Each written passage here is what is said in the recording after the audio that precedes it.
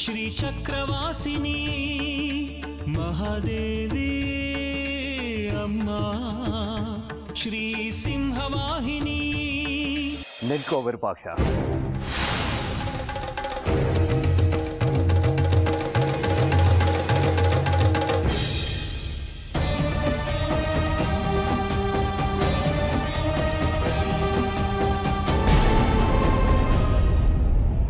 ಇನ್ನಷ್ಟು ಮತ್ತಷ್ಟು ಹೆಚ್ಚೆಚ್ಚು ಶಕ್ತಿಗಳನ್ನು ಪಡ್ಕೊಂಡು ಶಕ್ತಿ ಕೇಂದ್ರವಾಗ್ತಿದ್ದಾಳೆ.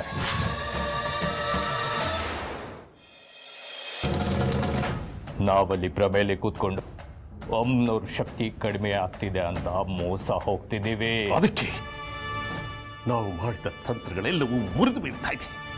ಈ ಅಮ್ಮನವ್ರ ಪವಾಡ ಮಿತ್ ಮೀರ್ ಹೋಗ್ತಾ ಇದೆ. ಆ ಶ್ರೀಗಳು ನಾನು ಹೇಳ್ಕೊಟ್ಟಿದ್ದು ಯಾವುದನ್ನು ಹೇಳಲಿಲ್ಲ, ಬದಲಿಗೆ ಶ್ರೀಚಕ್ರಕ್ಕೆ ಚೋರ ಕಂಟಕ ಇದೆ ಅಂತ ಹೇಳಿದ್ರು. ವಸಂತೋತ್ಸವದಲ್ಲಿ ರಾಸಾಯನಿಕವನ್ನು ಬೆರೆಸಿದ ನೀರು ಜನಗಳ ಮೈ ಮೇಲೆ ಬಿದ್ದರೂ ಕೂಡ ಏನೂ ಆಗಲಿಲ್ಲ ಅವರಿಗೆ. ಆದರೆ ನಮ್ಮ ದೇವಳದ ತಿಂಡಿ ತಿಂದ ಆ ಮೋರಿ ಗುಡಿಗೆ ಹೊಟ್ಟೆ ಉರಿ ಹತ್ಕೊಂಡು ಒತ್ತಾಡ್ತಾ ಇದ್ದ. ಎಲ್ಲ ಅಮ್ಮನವ್ರ ಪ್ರಕಾರ ನಡೀತಿದೆ. ನಾವ್ ಅನ್ಕೊಂಡಿದ್ದೆಲ್ಲ ಉಲ್ಟಾ ಹೊಡಿತಿದೆ. ಈ ಕಂಕಣ ಕಟ್ಟಿದ್ಯಾರೋ? ಕಂಕಣ ಬದಲಾಗೋಕ್ ಹೇಗ್ ಸಾಧ್ಯ?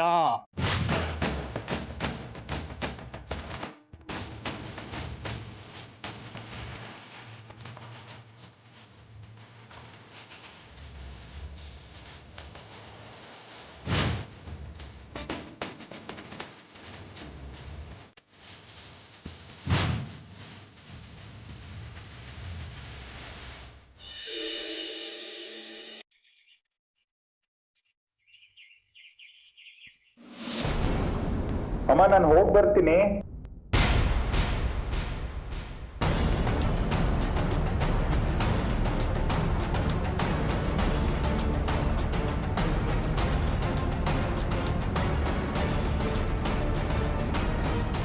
ಲಲಿತಮ್ಮನವ್ರನ್ನ ಕರಿತೀರಾ? ಲಲಿತಮ್ಮನವ್ರೆ, ಲಲಿತಮ್ಮನವ್ರೆ,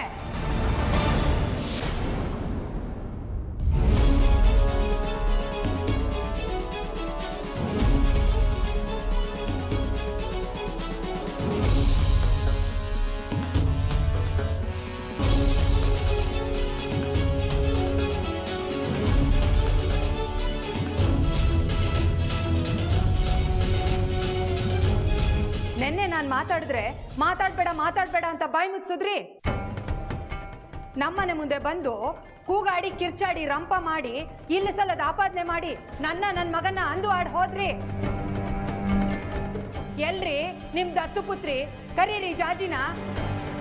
ಏನ್ ಹೇಳ್ಬೇಕು ಅಂತ ಬಂದಿದ್ಯೋ ಹೇಳಿ ಮುಗಿಸಿ ಹೊರಡು. ನಾನ್ ಯಾರನ್ನು ಕರೆಯೋದಿಲ್ಲ. ಯಾಕೆ ಕರೆಯೋದಿಲ್ಲ? ಕರೆದ್ರೆ ಬಣ್ಣ ಬಯಲಾಗುತ್ತೆ ಅಂತನಾ? ನೋಡಿ, ನೆನ್ನೆ ಏನಂದ್ರಿ ನೀವು? ನನ್ನ ಮಗ ನಿಮ್ ಮಗಳಿಗೆ ತಲೆ ಕೆಡ್ಸಿದಾನೆ ಅಂತನಾ? ಅಲ್ಲ, ನಿಮ್ ಮಗಳೇ ನನ್ನ ಮಗನ್ನ ಬುಟ್ಟಿಗೆ ಹಾಕೊಂಡಿರೋದು. ನಾಲ್ಗೆ ಮೇಲೆ ಹಿಡ್ತಾ ಇರ್ಲಿ. ಮನೆ ಹತ್ರ ಬರೋದು ಅಲ್ದೆ ಒಳಗೂ ಬಂದು ಇಷ್ಟ ಬಂದಿದ್ ಮಾತಾಡ್ತೀಯ? ನೆನ್ನೆ ನೀವು ಮಾಡಿದ್ದೇನು? ನೀವು ಮಾಡಿದ್ದನ್ನೇ ನಾನು ಇವಾಗ ಮಾಡ್ತಾ ಇರೋದು. ನಾವು ಏನು ತಪ್ಪು ಮಾಡಿಲ್ಲ, ಅದಕ್ಕೆ ಧೈರ್ಯವಾಗಿ ಒಳಗಡೆ ಬಂದು ಮಾತಾಡ್ತಾ ಇದೀವಿ. ನೋಡಿ, ನನ್ನ ಮಗ ಬಂಗಾರಿಗೆ ನಿಮ್ ಮಗಳ ಜಾಜಿನ ಮದ್ವೆ ಆಗೋ ಯಾವ ಇರಾದೆನೂ ಇಲ್ಲ. ನಮ್ಗಂತ ಕರ್ಮನೂ ಬಂದಿಲ್ಲ. ನೀವು ಮಗಳು ಅಂತ ಹೇಳ್ತೀರಲ್ಲ ಜಾಜಿ, ಅವಳ ಅಪ್ಪ ಡಂಕಣಕ ಅಂತ ಹೆಣದ್ ಮುಂದೆ ತಮಟೆ ಬಾರಿಸ್ತಾನಂತೆ. ಅಂತ ಮನೆ ಹುಡುಗಿನ ನಮ್ಮನೆ ಸೊಸೆ ಮಾಡ್ಕೊಳ್ಳೋ ಗ್ರಾಚಾರ ನಮ್ಗೇನ್ ಹಿಡ್ದಿಲ್ಲ. ನಾವು ಬಡವ್ರು ಇರ್ಬೋದು, ನಮಗೂ ಮಾನ ಮರ್ಯಾದೆ ಇದೆ. ನಮ್ಮನೆ ತನನೂ ಒಳ್ಳೇದೇನೆ, ನಮಗೂ ಸಂಪ್ರದಾಯ ಸಂಸ್ಕಾರ ಎಲ್ಲ ಇದೆ. ಆ ನಿಮ್ ತಮಟೆ ಜಾಜಿಗೆ ಹೇಳಿ, ನನ್ನ ಮಗನ ಹತ್ರ ಬಂದು ಮಾತಾಡೋದು ಪ್ರಸಾದ ಕೊಡೋ ನೆಪದಲ್ಲಿ ಚಪ್ಲಿ ಕಾಯೋ ಜಾಗಕ್ಕೆ ಬಂದು ಹಲ್ಕಿಸ್ಕೊಂಡು ಕೂತ್ಕೊಂಡ್ರೆ ಕಾಲ್ ಮುರಿದಾಕ್ಬಿಡ್ತೀನಿ. ನಿಮಗೂ ಗೊತ್ತಿರ್ಲಿ, ಅವಳಿಗೂ ತಿಳಿಸಿ. ನನ್ನ ಮಗಳನ್ನ ಮುಟ್ ನೋಡು. ನನ್ನ ಮಗ ವಿದ್ಯಾಶಂಕರನ ಕೈಲಿ ನಿನ್ನ ಮಗನ ಬೆನ್ ಮೂಳೆ ಮುರಿಸ್ತೀನಿ. ಅಲ್ಲವನ ಚಪ್ಲಿ ಅಂಗಡಿ ಇರದೇ ಇರೋ ಹಾಗೆ ನೋಡ್ಕೋತೀನಿ. ಹುಷಾರು. ನೀವ್ ಹಾಗೇನಾದ್ರೂ ಮಾಡಿದ್ರೆ ನಿಮ್ ಮಾನ ಮರ್ಯಾದೆನ ಹರಾಜ್ ಹಾಕೋದು ಹೇಗೆ ಊರಲ್ಲೆಲ್ಲ ಅಂತ ನನಗೆ ಚೆನ್ನಾಗಿ ಗೊತ್ತು.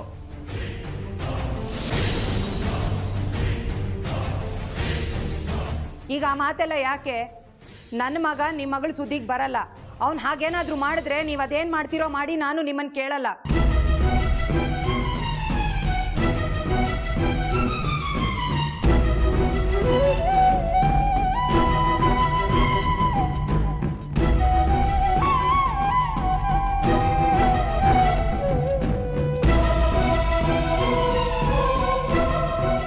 ಆದ್ರೆ ನಿಮ್ಮ ಮಗಳ ಜಾಜಿ ಏನಾದ್ರೂ ನನ್ನ ಮಗನ ಸುದ್ದಿಗೆ ಬಂದ್ರೆ ಏನ್ ಮಾಡ್ತೀನಿ ಅಂತ ನಾ ಹೇಳಲ್ಲ, ಆಮೇಲೆ ಗೊತ್ತಾಗತ್ತೆ.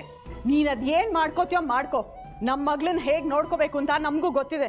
ಆಯ್ತಾಯ್ತು, ನೋಡೇ ಬಿಡೋಣ.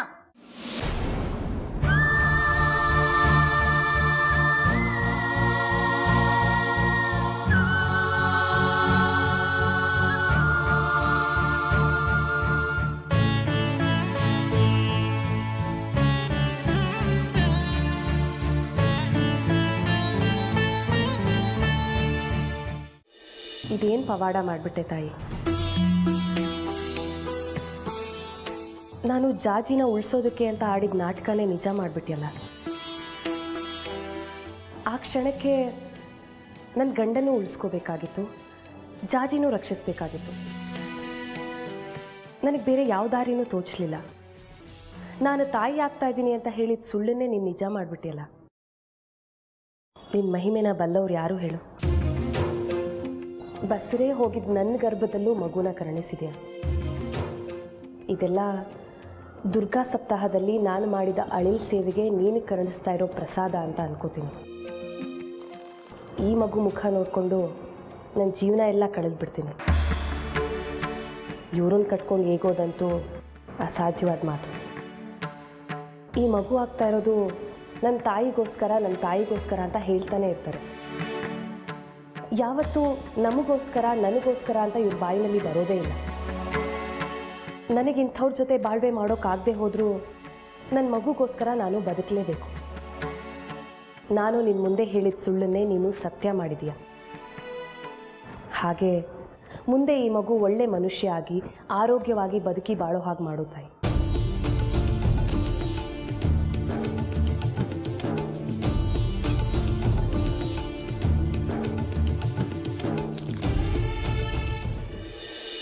ಇಷ್ಟು ವರ್ಷಕ್ಕೆ ಇದೊಂದೇ ನೋಡು ಒಳ್ಳೆ ಕೆಲಸ ಮಾಡಿರೋದು. ನೀನ್ ನನ್ನ ಸೊಸೆ ಆಗಿದ್ದಕ್ಕೂ ಸಾರ್ಥಕವಾಯಿತು. ಬಂಗಾರಿ ತಲೆ ಹರಟೆ, ಎಡವಟ್ರಾಯ, ಇನ್ನೊಂದ್ಸಲ ನಮ್ಮ ಜಾಜಿ ತಂಟೆಗೆ ಬರೋದಿಲ್ಲ ಬಿಡು.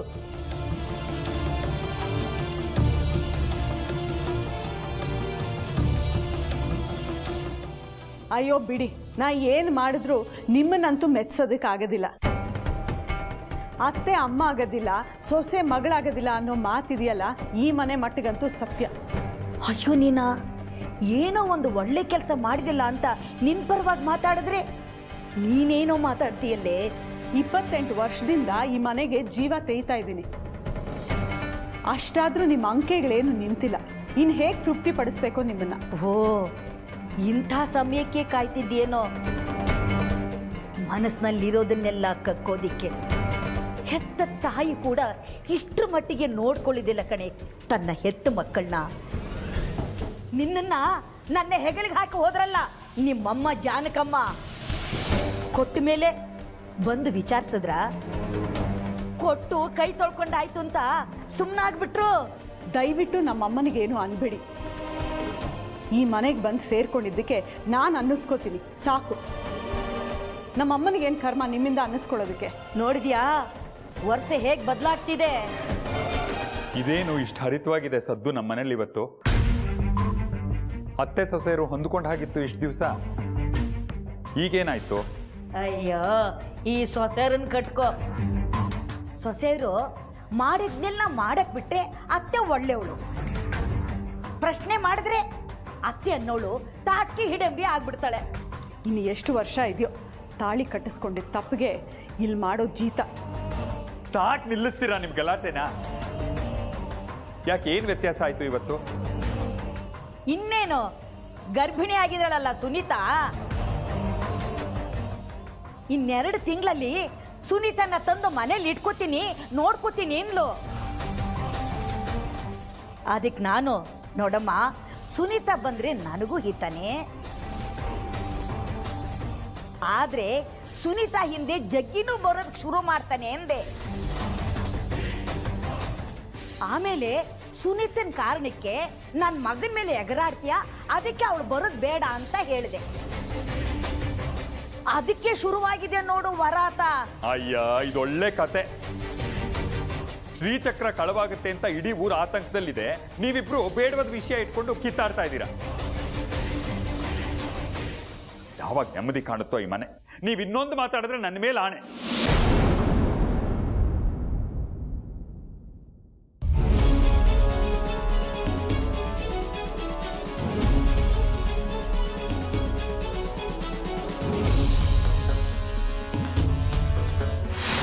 ಅಮ್ಮನವರು ಎಷ್ಟೇ ಪವಾಡಗಳನ್ನು ಮಾಡಿದ್ರು, ಎಷ್ಟೇ ಆಟಗಳನ್ನು ಆಡಿಸಿದ್ರು ಕೂಡ ನಮ್ಮ ಮುಂದೆ ಅಶರೀರಿಯಾಗಿ ಬಂದು ನಿಲ್ಲೋದಕ್ಕೆ ಸಾಧ್ಯನೇ ಇಲ್ಲ. ಹಾಗೊಂದು ವೇಳೆ ಬರಬೇಕು ಅಂತ ಅಂದ್ರೆ ಸಂಹಾರ ಕಾಲದಲ್ಲಿ ಮಾತ್ರ. ವಿದ್ಯುತ್ ಎಷ್ಟೇ ಶಕ್ತಿಯುತವಾದ್ರೂ ಕೂಡ ಅದು ಹರಿಯೋದಕ್ಕೆ ಒಂದು ಸಾಧನ ಬೇಕೇ ಬೇಕು. ಹಾಗೆ ಅಮ್ಮನವರು ತಮ್ಮ ಸಂಕಲ್ಪವನ್ನು ಪೂರೈಸಿಕೊಳ್ಳೋದಕ್ಕೋಸ್ಕರ ಬೇರೆ ಯಾರನ್ನೂ ಉಪಯೋಗಿಸ್ಕೊಳ್ತಾ ಇದ್ದಾರೆ. ಮೈಲಿಗೆ ಆದ ಕಂಕಣವನ್ನ ತೆಗೆದು ಶುದ್ಧವಾದ ಕಂಕಣವನ್ನು ಕಟ್ಟಿದ್ದಾರೆ ಅಂತ ಅಂದ್ರೆ ಇದನ್ನ ಬೇರೆ ಯಾರೋ ಮಾಡಿದ್ದಾರೆ. ಹೌದು ವಿರೂಪಾಕ್ಷ, ನಿನ್ ಯೋಚನೆ ಸರಿಯಾಗಿದೆ. ಈ ಕೆಲಸನ ಯಾರು ಮಾಡೋದಕ್ಕೆ ಸಾಧ್ಯ? ಸದ್ಯದ ಪ್ರಕಾರ ನಮಗೆ ತೊಂದರೆ ಕೊಡ್ತಿರೋದು ಆ ಜಾಜಿ. ನನ್ನ ಅಂದಾಜಿನ ಪ್ರಕಾರ ಆ ಜಾಜಿ ಬಂದಿರೋದೇ ಅಮ್ಮನವರ ಸಂಚಿನ ಕಾರಣದಿಂದ. ಹಾಗಾದ್ರೆ ಆ ಜಾಜಿನೇ ಇದನ್ನೆಲ್ಲ ಮಾಡಿರಬಹುದಾ? ಒಂದು ದೃಷ್ಟಿಯಲ್ಲಿ ನೋಡಿದ್ರೆ ಇರ್ಬೋದು, ಆದರೆ ಅದು ಹೇಗೆ ಸಾಧ್ಯ? ನಿಮ್ಮ ದೇವಸ್ಥಾನದ ಗರ್ಭಗುಡಿಗೆ ಸ್ತ್ರೀಯರಿಗೆ ಪ್ರವೇಶವೇ ಇಲ್ಲ. ಹಾಗಿರುವಾಗ ಜಾಜಿ ಒಳಗೆ ಹೋಗೋದಕ್ಕೆ ಹೇಗೆ ಸಾಧ್ಯ? ಎಲ್ಲ ಗೋಚರ ಇದೆ.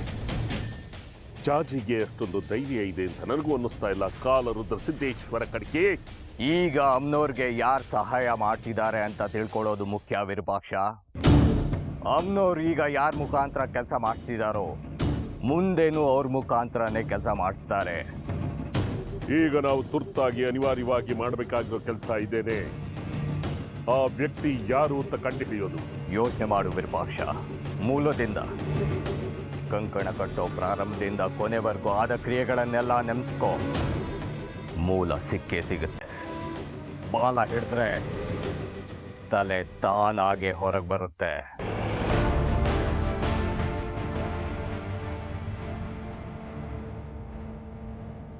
ವಿರೂಪಾಕ್ಷ ಶಾಸ್ತ್ರಿಗಳೇ, ಹೆಚ್ಚು ಸಮಯ ಇಲ್ಲ, ಎಲ್ಲೂ ಹೋಗೋದು ಬೇಡ, ಈಗಲೇ ಸಂಕಲ್ಪ ಆಗಿದೆ. ಅಮ್ಮವ್ರು ಕರೀತಿದ್ದಾರೆ, ಈಗಲೇ ಮನೆಗೆ ಹೋಗ್ಬೇಕಂತ. ಅಮ್ಮವ್ರು ಚಿಕ್ಕಪ್ಪ ಹೋಗ್ಬಿಟ್ರಂತ. ಶಾಸ್ತ್ರಿಗಳೇ, ಅಪಚಾರ. ನೀವು ವೃತ್ತಿಕ, ನಿಮಗೆ ಮೈಲಿಗೆ, ನೀವು ಕಂಕಣ ಕಟ್ಟಲಿಕ್ಕೆ ಆಗಲ್ಲ. 4 ಗಂಟೆ ಒಳಗೆ ಬರಬೇಕು. ಮುಹೂರ್ತ ಅಂತ ಇರೋದಕ್ಕಾಗಲ್ಲ.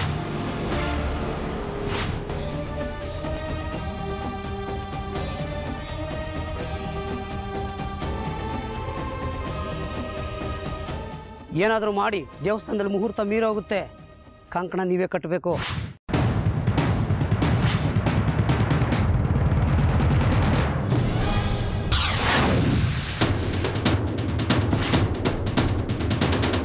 ತಾವು ಬರೋದು ತಡ ಆಗೋಯ್ತು, ಮುಹೂರ್ತ ಬೇರೆ ಮೀರಿ ಹೋಗ್ತಾ ಇತ್ತು. ಅದಕ್ಕೆ ಶಂಕರ ಶಾಸ್ತ್ರಿಗಳ ಕೈಯಲ್ಲಿ ಸಂಕಲ್ಪ ಮಾಡಿಸಿದೆ. ಸಂಕಲ್ಪ ಯಾರು ಮಾಡಿರ್ತಾರೋ ಅವರೇ ಕಂಕಣ ಕಟ್ಟಬೇಕು.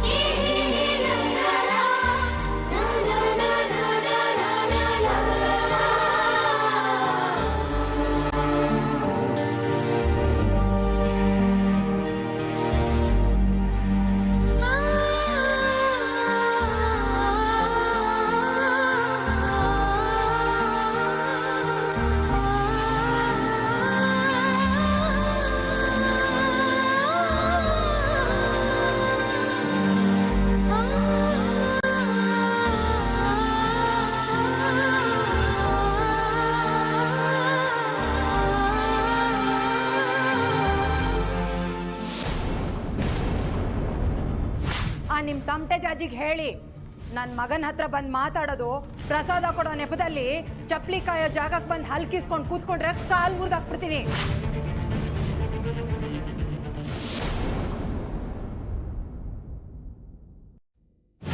ನನ್ನ ಮಗ ನಿಮ್ಮ ಮಗಳ ಸುದ್ದಿಗೆ ಬರಲ್ಲ.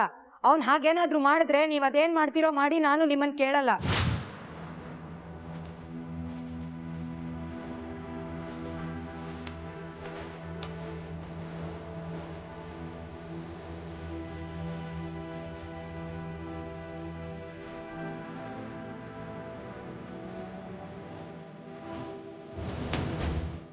ಪಾಪ ನನಗೋಸ್ಕರ ಗೊಂಬೆ ತಂದ ಬಂಗಾರಿ. ಅದು ಮನೆಗೆ ಅಪ್ಪಂಗೂ ಅಮ್ಮಂಗೂ ಏನೋ ಆಯ್ತು, ಅದು ಸರಿ ಹೋಯ್ತು. ಈಗ ನಮ್ಮಿಬ್ರನ್ನೇ ದೂರ ಮಾಡ್ತಿದ್ಯಲ್ಲ. ಇವ್ರಿಗಿಷ್ಟ ಅಂತ ಗೊಂಬೆ ತಂದೆ, ಧೈರ್ಯ ಬರಲಿಲ್ಲ ಕೊಡೋದಕ್ಕೆ. ಅವ್ರ ಮನೇಲಿ ರಾಧ ಅಂತ ಆಗೋಯ್ತು, ಅದೆಲ್ಲ ಸರಿ ಹೋಯ್ತು ಅನ್ನೋಷ್ಟರಲ್ಲಿ ನಮ್ಗಳನ್ನೇ ದೂರ ಮಾಡ್ತಾಳ ಗೊಂಬೆ. ಜೀವನೇ ಇಲ್ದಿರೋ ಗೊಂಬೆ ಗಲಾಟೆಯಲ್ಲಿ ಜೀವಂತವಾಗಿರೋ ನಾವುಗಳು ದೂರ ದೂರ ಆಗೋ ಹಾಗಾಯ್ತಲ್ಲ.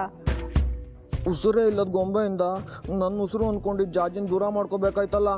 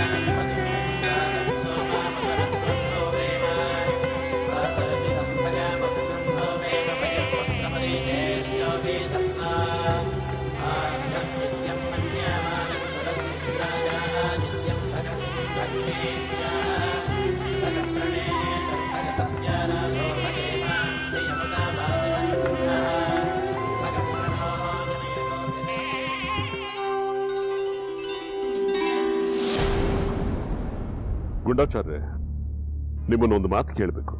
ಕೇಳಿ ವಿರೂಪಾಕ್ಷ ಶಾಸ್ತ್ರಿಗಳೇ. ಕಂಕಣ ಕಟ್ಟಿದಾಗಲಿಂದ 24 ಗಂಟೆ ಕಾಲನೂ ದೇವಸ್ಥಾನ ನಿಮ್ಮ ತಹಬಂದಿನಲ್ಲಿದೆ.